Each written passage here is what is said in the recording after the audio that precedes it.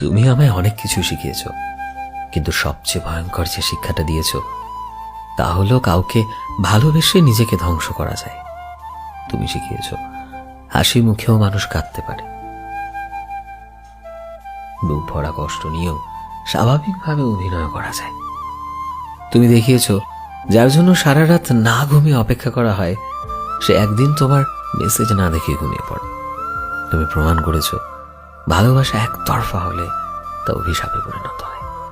আজ আমি শান্ত, নীরব, কিন্তু এই নীরবতা তোমার দেওয়া শিক্ষারই ফল।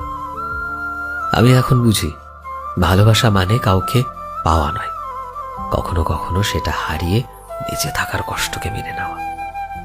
তুমি শিখিয়েছ কেউ কারো হয় না, শুধু কিছু সময় পাশে থাকে, তারপর স্মৃতি হয়ে পোড়ায় প্রতিদিন। তোমার মতো মানুষকেই বলে ভালোবাসার শিক্ষক।